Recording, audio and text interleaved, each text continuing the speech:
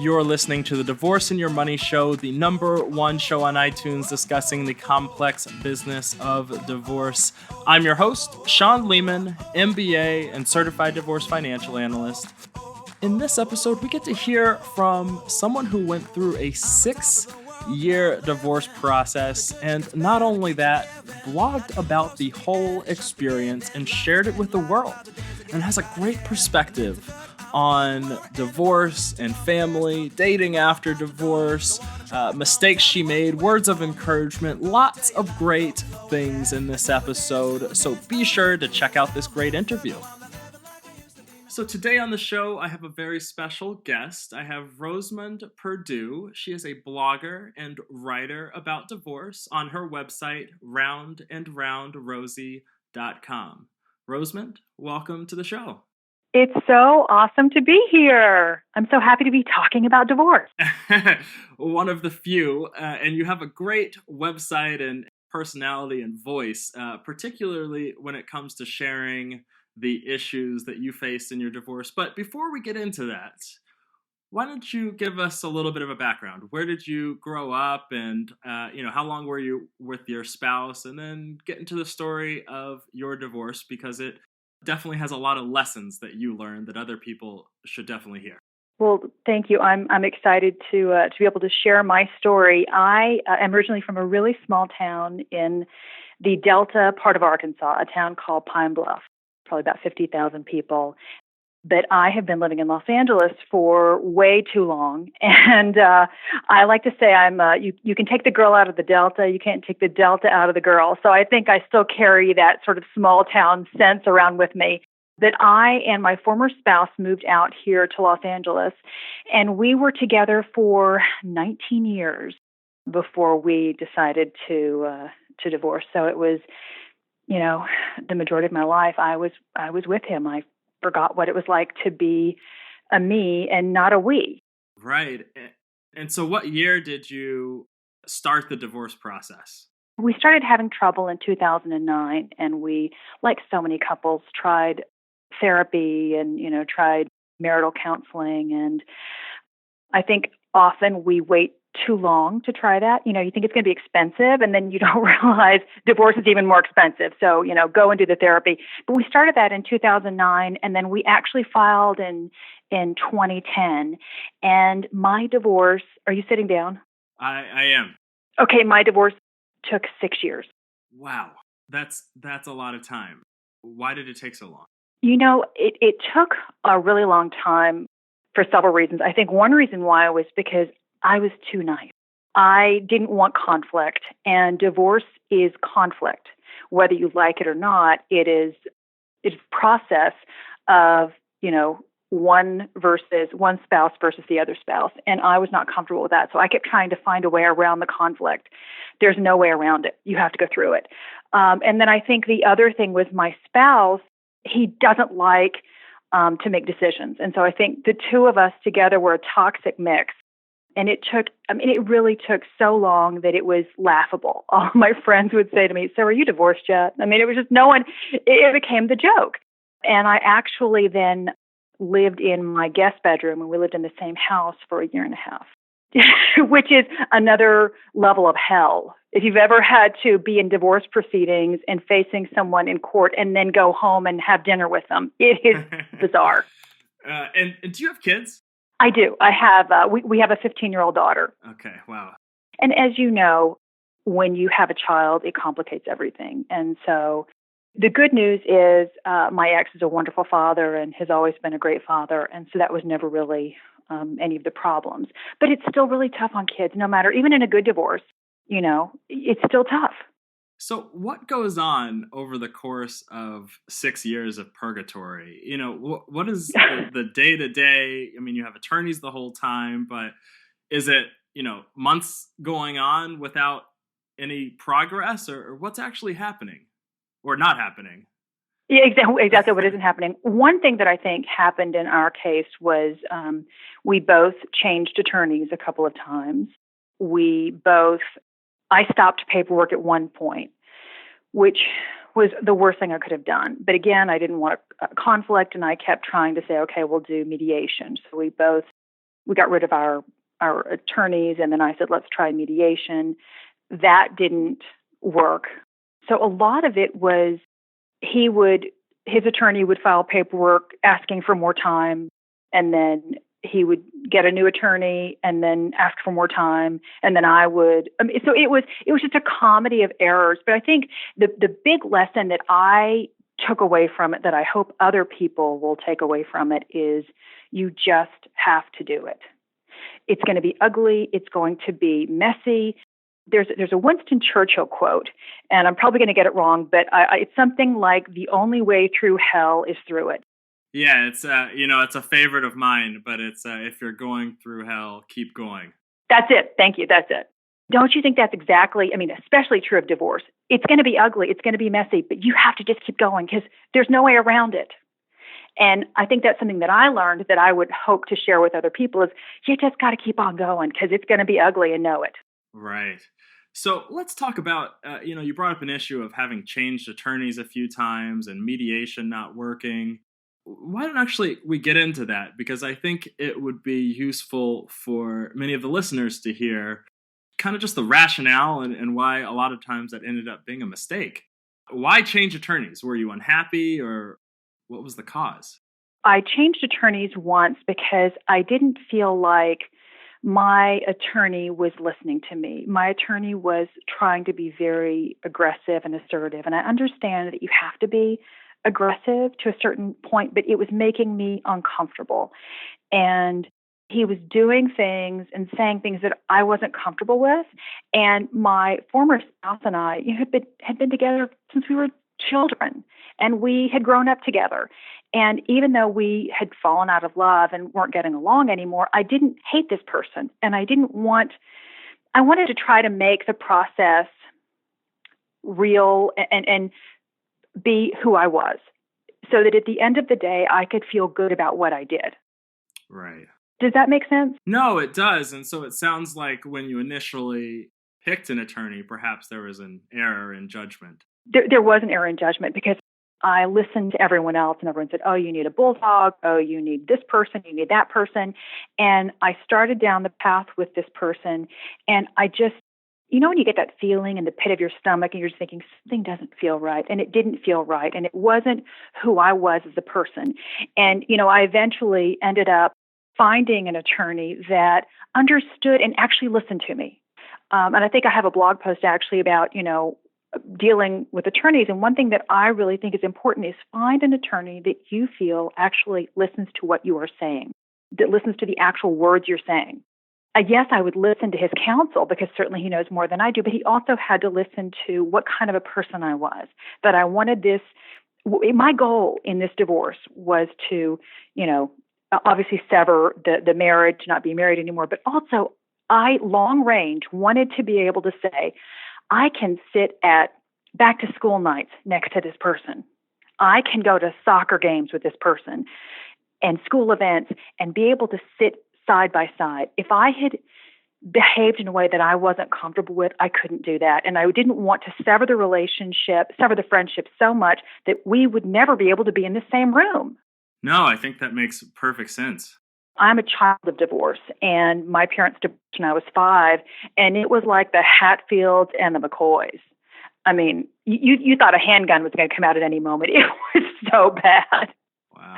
And I think I carried that with me, that I didn't want my child to have two parents who were so at odds with each other. And so I really wanted to model for her, yes, you can do this, but you can still be a good person. And so I would just advise anyone to, when you're talking with attorneys or meeting with them, yes, get someone who's a good attorney, who is good at their job and can get you the closure that you need and any financial resources that you need. But also you have to do what you as a person think is the right thing, and find an attorney that mirrors that for you.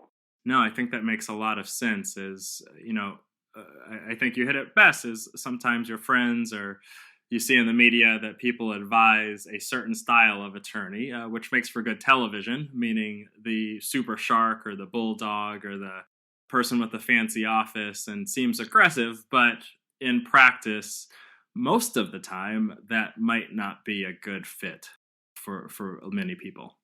That's exactly it. And go with someone that you feel comfortable with and that represents you in the way that you want to be represented as a human and as a person. It's not going to be pretty, but you can at least make it so it's not, so horrible that you'll never heal from these wounds. Right. And you said something else that was interesting, is you said that mediation didn't work for you. What was it that wasn't good? And I don't know if this is just my former spouse. He felt like mediation always favored the woman. Interesting. Yeah, I've never heard that before.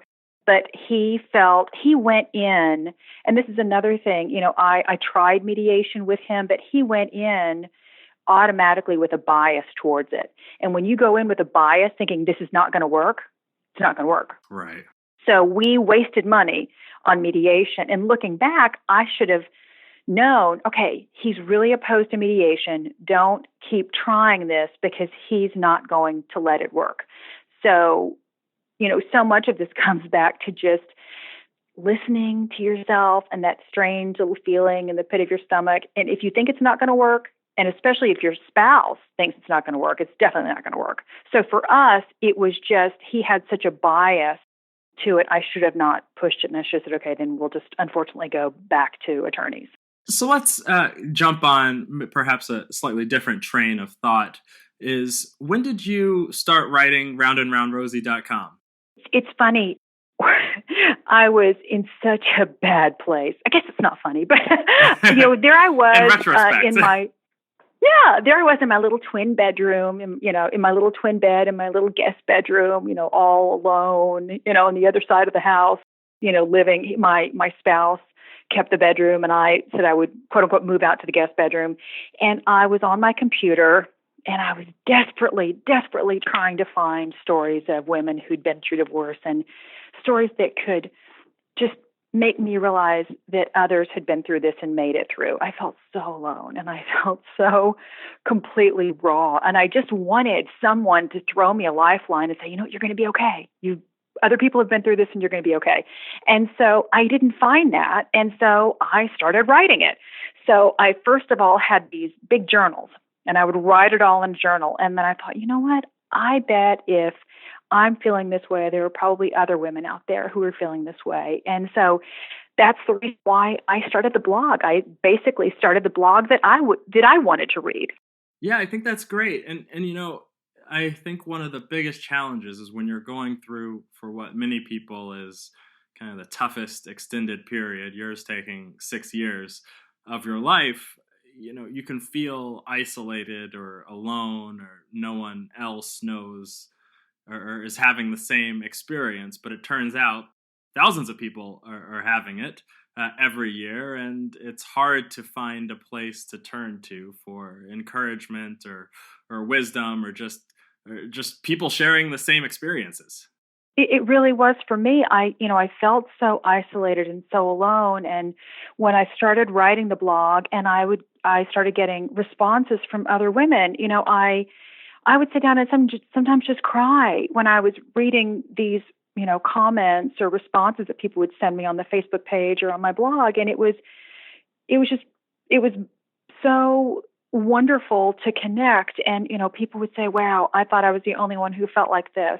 I'm going through this right now, and I'm in the midst of this. And, thank you for writing this, because now I know I'm not alone. And it was, I think, helpful for those people. And it was in turn helpful for me to know, wow, I'm not the only one who feels this way. I'm not the only one who, who wears dark glasses. I was always crying, and I never knew when I would start crying. And so I would wear big dark sunglasses whenever I would pick my daughter up from school or go to a school event. And I think I looked like Ray Charles.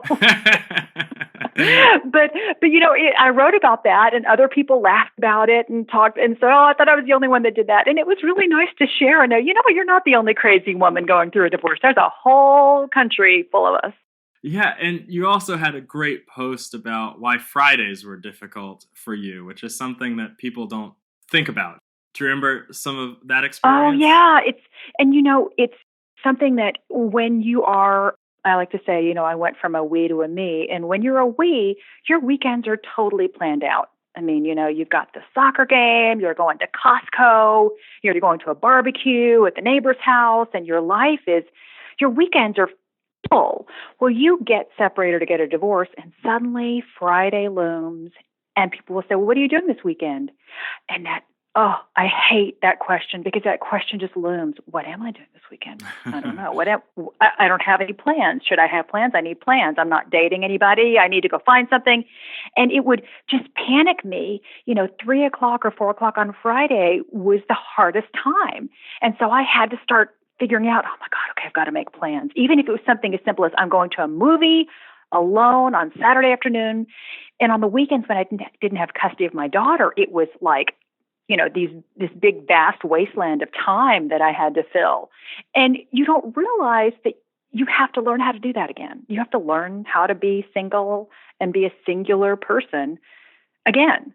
And so that's funny because weekends can be challenging for those of us who are divorced. Yeah, I think that's an interesting thing that you might not think about going into the process.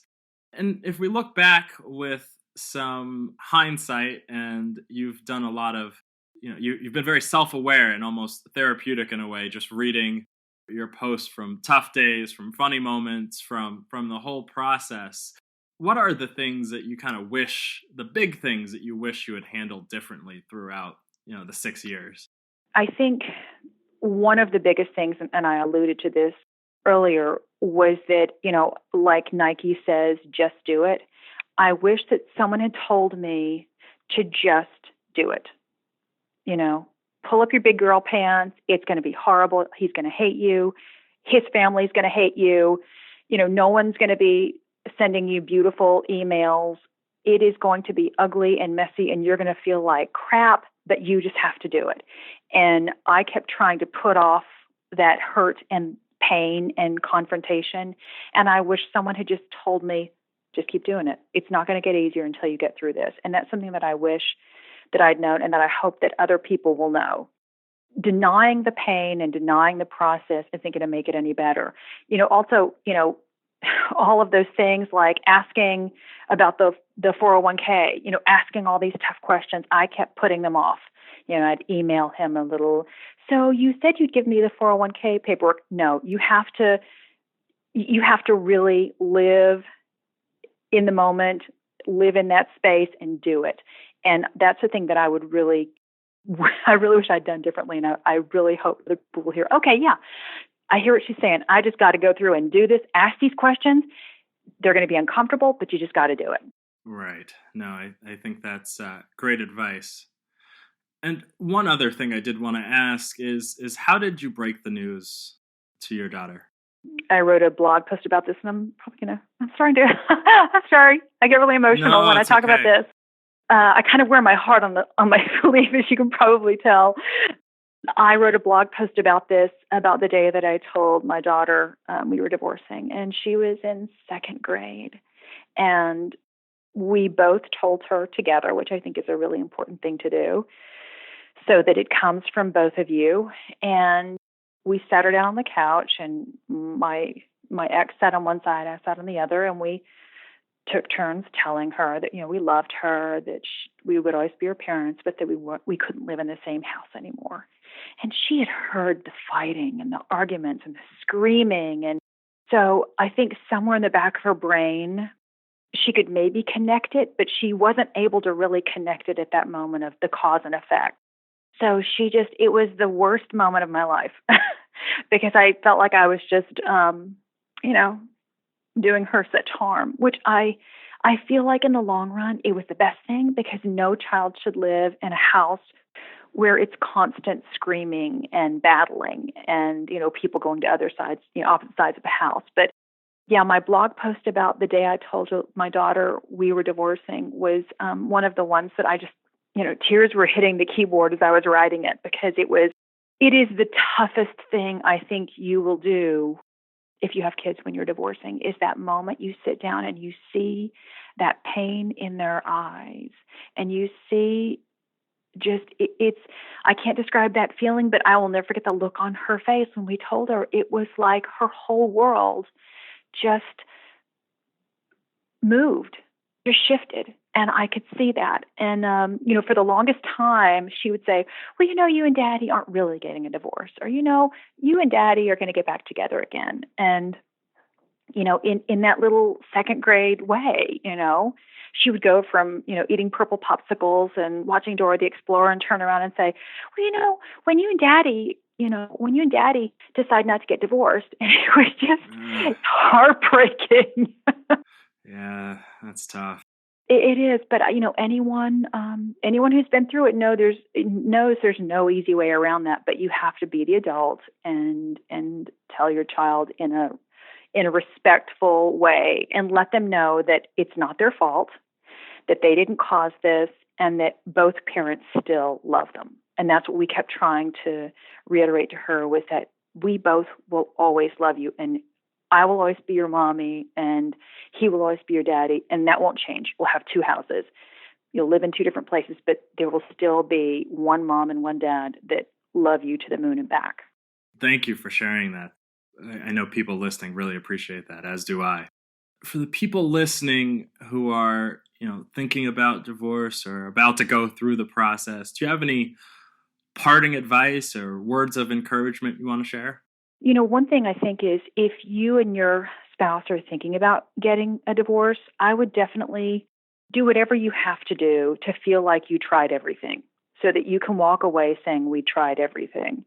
Definitely, if you want to try counseling, try it, give it a go. But at the end of the day, I think that it's worse to be in an unhappy marriage and model that for your children. I think that's far more dangerous than a child seeing two adults who are both happy and in new lives. So I would definitely say, don't use the excuse of, quote unquote, staying together for the children, because at the end of the day, the kids are like, you guys don't like each other and we know it. So that's one thing that I would really recommend. And then, the other thing that I would say is, one, you're not alone. Find your support systems online, in real life. Make sure you have your support system, and know that you're going to be okay. That it is definitely going to be tough, but, the hottest fires forge the strongest steel, and you are going to be stronger than you ever imagined after going through this experience. And I think, in a way, that's a gift. Thank you for that. For what is the best place for people to contact you? If you want to contact me, you can go to my website, roundandroundrosie.com. You can also find me on Facebook at Round and Round Rosie as well, and lots of other people chiming in with their advice there as well.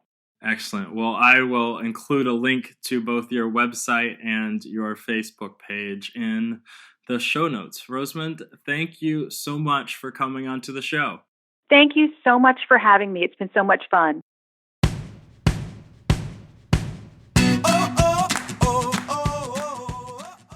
Rosemond is great. Be sure to really check out her website, roundandroundrosie.com. And when you're there, look at all of the just information she has on that website. She has many different stories, advice, super personal, as you can tell, information that she shared.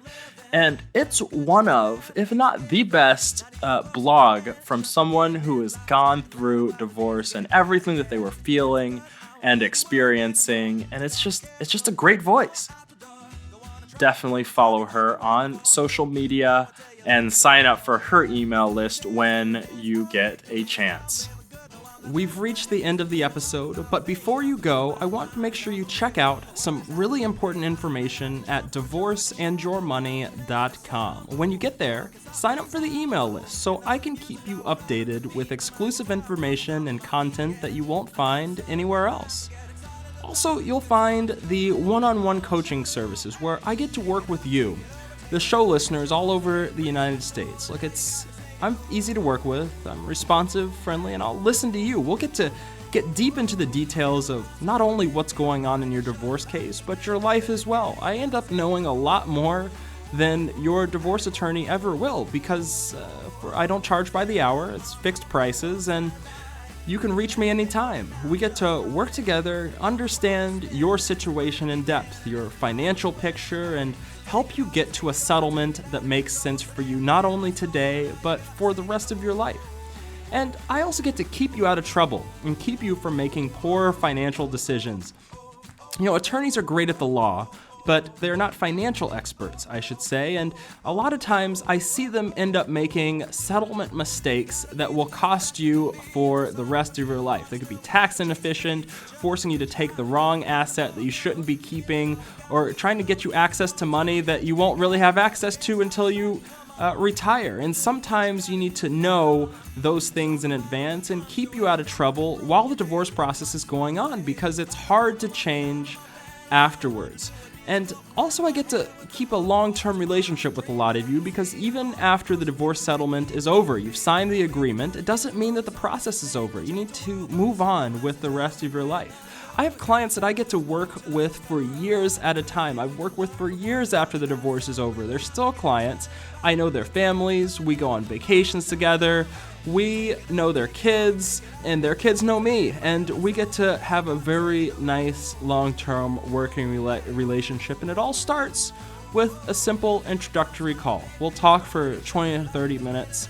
You just go to the coaching tab on divorceandyourmoney.com, fill out a short form, just tell me what's going on. We'll set up some time to speak, and once we do that, we can start and proceed from there to see if coaching is right for you. I love working with you. It's exactly why I do what I do, and the sooner you book an intro session, the better. It says that you know that you need the help, and it makes easy working with you because we can get into the details of your case and help you craft the settlement that you deserve. Now, book those now, because I want to make sure that I maintain a high level of service with me and my team, and sometimes there's a wait list. And if you don't get on top of that now, I don't want to keep you waiting for weeks at a time, where sometimes things in divorce can move by the hour. Now, also while you're on the website, check out our courses. If you like the show, there are some great courses you can get there. They're longer, they're more in-depth, they include visuals, handouts, and even more details as you go through the divorce process. They cost less than the one-on-one coaching sessions, but you'll get a lot of great information from them. They're well worth it. They're better than any book that you'll find on the divorce process out there, and it's me teaching it. It's me talking to you just like I am right now, and it's more in-depth than what you'll get on the show, but it is a great place for you to learn. Some of the courses that are available right now is there's Divorce 101 course. It's called Steps to Take Before Divorce, everything you need to know before hiring an attorney, and also Divorce 102. It's how to get a divorce without losing everything. 12 ways to avoid common divorce mistakes. They're great courses. A lot of people I know love them. And if you like the show, it's a great place to get more information that I don't talk about here. Plus, as I said, lots of additional resources and custom handouts. And if you don't like the course for any reason, I have a 100% money back guarantee. And also there's bonuses. So for the people who take the course and you say, you know what, I've spent the time going through the course, getting organized, learning all this really important information with me, and I want a one-on-one session. I want to work together. Well, I give you a discount, a big discount for going through the course and learning that information that is well worth the time that you spend and the money. And the reason is for the people who've gone through the course, and they all love it. The people who've gone through the course are so well informed by the time they start working with me that it's worth the discount that I give, because it's just so easy to work with you. And last but not least, leave a review of the show on iTunes if you enjoyed it, and share this information with a friend, and be sure to subscribe so you're automatically updated with new episodes as they come out. I'm your host, Shawn Lehman, MBA and Certified Divorce Financial Analyst. Thank you for listening.